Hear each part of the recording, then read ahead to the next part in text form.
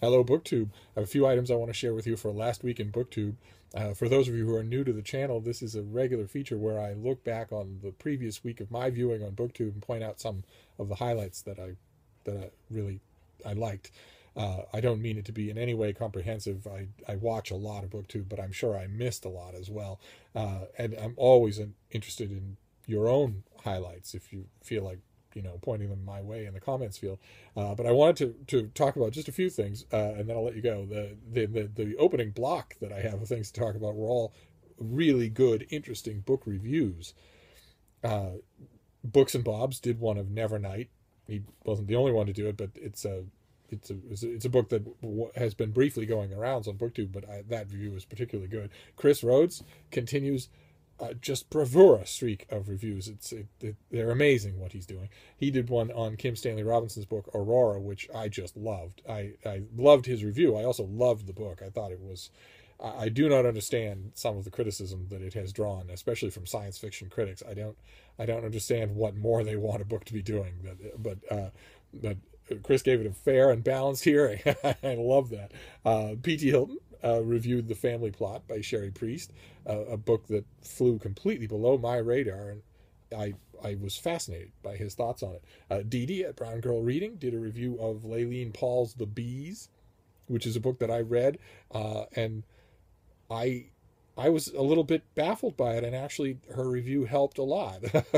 Helped it to clear up a lot. It was a way that it always does. When you read a book and parts of it just go right by you, it always helps to have another good, attentive, enthusiastic reader go at it the same way, and then compare notes. Essentially, is what it boils down to, and it's very helpful.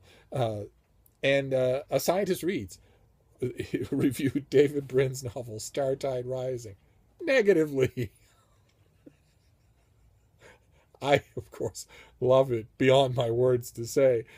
And so I was fuming during her review. But her review had lots and lots of thought-provoking things in it. There are a couple of things, a couple of just points of plot that I didn't follow. And I didn't follow her objections to them, and would love to, I guess I will go back to the book and just reread it to see, with an open mind, with a mind frame of, would this really baffle someone or who came to it without any setup, because she said that she tried but could not finish the first book in the Uplift series, which is Sundiver, and I admit Sundiver has some long rough patches, but the conclusion, the payoff, the last 10 pages. Oh, I suppose it's probably too much to ask anybody to read a book for the last 10 pages, but oh my. It is, believe it or not, at heart, believe it or not, considering that it's about an expedition into the coronosphere of the sun, believe it or not, at heart, it is the saddest little love story. Oh, but it doesn't have. I loved Startide Rising, and I don't think that it has anything wrong with it. So watching her review was extra fascinating. And there were a whole bunch of other book reviews too. These were just the tip of the iceberg. This was a very review heavy week, which made me wonder again what it is about this that isn't clicking with me. I do almost no book reviewing of a formal full-length nature here on my channel, and I often wonder why, especially since I do nothing else outside of this channel. That's what I do for a living. It's what I do for fun. And I sometimes wonder, is that the reason that it's so much a part of my life professionally and personally outside of BookTube that maybe I don't bring it here for that reason? I don't find that credible, since I love doing it. It's certainly not intimidation. There's nobody in the world who's less intimidated writing a book review than I am. I don't know.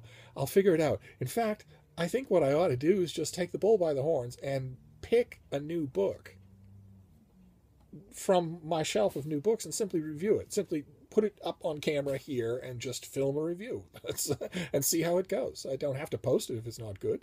But anyway, we were strong on book reviews last week in BookTube.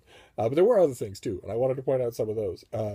Liz Schubert did an instructional video in which she shows you how to de-library a book. You get a book an ex decommissioned library book at a book sale. How do you get all the library stuff off it? Which the video was absolutely fascinating, but there was a couple of points where she decided to fast forward through the tedious bits, and I don't want any of you getting any ideas. Even if I had the technical ability to fast forward through the tedious bits here on this channel, I wouldn't do it. Very bad precedent. I'm virtually all tedious bits.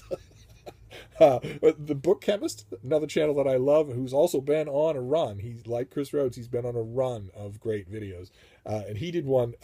He mentioned again that the Brontosaurus book critic Harold Bloom referred to Thomas Pynchon's novel Vineland as one of the great literary tragedies of our time, which is typical Bloomspeak. For I didn't care for it and only read about 30 pages. But the Bookchemist opened the floor to the discussion, wanted to know what are your other candidates for a horrible literary tragedy. And the resulting discussion has been very amusing and is ongoing. Strip Cover Lit the guys did they went back to an older feature of theirs, which I think they should continue. They did 6 non-required readings for college, and amidst all the other things that they brought up, they filmed sort of dueling segments, and they each brought up poetry. How wonderful that is. And I of course, strongly echo that sentiment. Every college student should be widely reading poetry, and not just incomprehensible modern poetry, but the whole long tradition of poetry. School your mind in it. See what it says to you. Bless them for doing that, for making such an anachronistic point over and over again. They're constantly championing literary journals and poetry and whatnot. It's wonderful. Jen Campbell on her channel did she did a recommendation video for a Nonfiction November, which is coming up. I will make a couple more encouraging videos to get you all to join in, where you read nonfiction in November, where you intentionally put nonfiction in your TBRs instead of constantly meaning to get to it and not doing it, because nonfiction can be so much fun.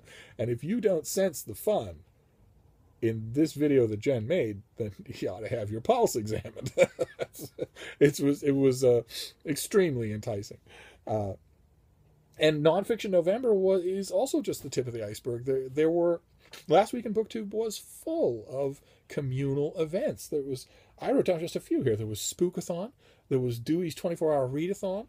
There was Victober, of course. There was Shakes Along. There was Tome Topple, which just started. There's Nonfiction November, which is coming up.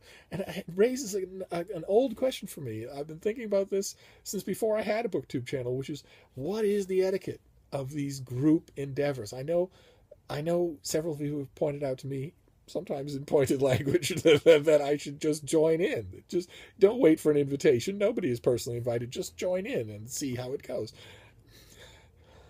I don't know, though. Something about that seems inelegant or even presumptuous. Is that what you do?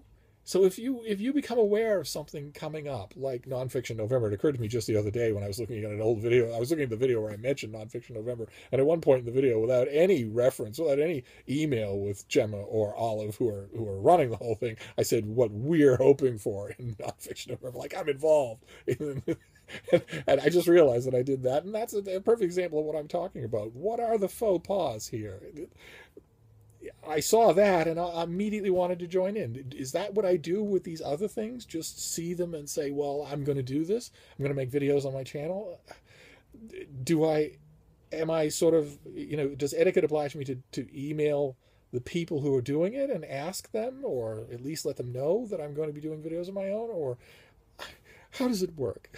How do these things work? How do these communal events work? It's one of the areas of BookTube that I haven't conquered yet. It and book reviews, the two biggest things for most BookTubers. It's just still terra incognita for me.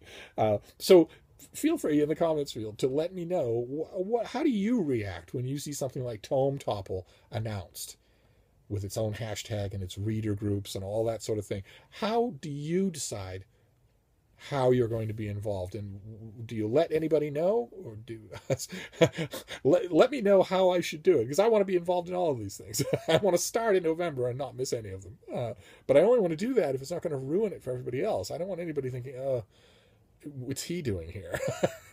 Unless you all think that anyway. Let's move on, shall we? Oh God.